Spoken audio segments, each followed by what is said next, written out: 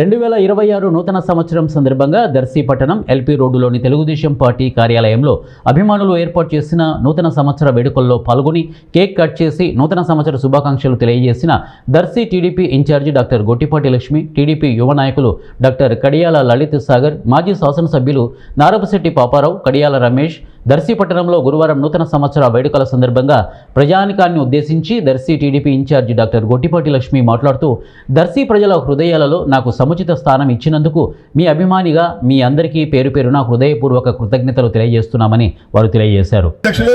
అదేవిధంగా మరి municipal chairman, మరి టౌన్ పార్టీ అధ్యక్షుడు, ఇంకా ఇతర నాయకులు, మరి నియోజకవర్గంలో ఉన్నటువంటి తెలుగుదేశం పార్టీ కుటుంబ సభ్యులందరికీ కూడా నూతన సంవత్సర శుభాకాంక్షలు. అయితే ఈరోజు మీరు ఎంత ఉత్సాహంతో ఈరోజు మరి ఇక్కడ ఈరోజు మనం నూతన సంవత్సరాన్ని మరి ఇక్కడ దర్శనం చేసుకుంటున్నాము